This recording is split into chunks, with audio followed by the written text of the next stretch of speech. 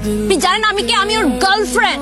মন চাইতেছে ওকে এক্ষুনি ধরে পিটাই। ওর কত বড় সাহস, ওর বিয়ে ঠিক করছে আমি একজনের সাথে, আর ও ঘুরে বেড়ায় অন্য মেয়ের সাথে।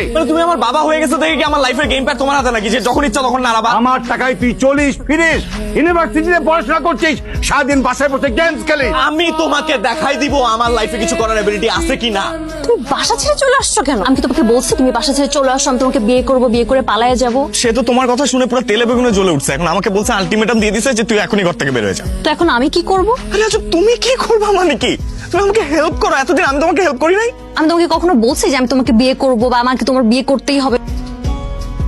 আর আমার হাতগুলোর অবস্থা দেখ, মেনিকিউর পেডিকিউর নষ্ট হয়ে গেছে, রান্না করতে করতে আমার তো জীবন শেষ হয়ে গেছে। শোন, আমার এক ভাই ব্রাদার আছে, ওর একটা হোটেল আছে, আমি একটা ব্যবস্থা করতে তুই হোটেল উঠে যা। ফানি অ্যাবাউট ইট, মানে আমি বাসা থেকে বের হয়ে আসছি তুমি হাসতেছো।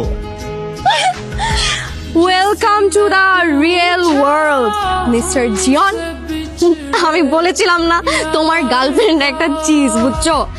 তোমার গার্লফ্রেন্ড তার রিয়েল চেহারা তোমাকে দেখাই দিছে। একটা থাকার ব্যবস্থা করে আমি একটা ব্যাগ নিয়ে বাসা থেকে চলে আসছি। তুমি প্লিজ এক কাজ করো, তোমার ফ্রেন্ডদেরকে বলো কোনো একটা ব্যবস্থা করে দিবে।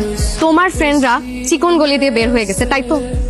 দেখো, আমি জীবনে কারোর জন্য আমার রুম বেড স্যাক্রিফাইস করিনি।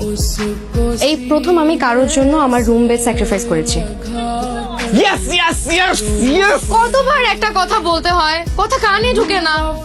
কিছু বলবা? কিছু টাকা দিবা? তুমি কি ফাইজলামি পাইছো আমার সাথে? হ্যাঁ, তোমাকে আমি আমার বাসায় থাকতে দিছি, এইটা জানার পরও আমার বাড়িওয়ালা যদি জানে আমাকে বাসার থেকে বের করে দিবে।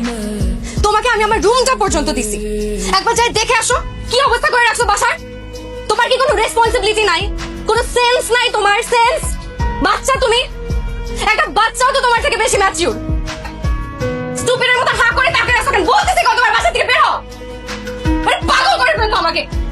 তুমি যেরকম মনে করতেছো সেরকম কিছু। তো কি, ক্যান ইউ এক্সপ্লেইন? শোনো, আমি তোমাকে পূর্ণ স্বাধীনতা দিছি। যেই টেনশনের কারণে আমি তোমাকে বিদেশে পড়তে পাঠাই নাই, সেই টেনশনের কাজ তুমি এইখানে বসে করছো।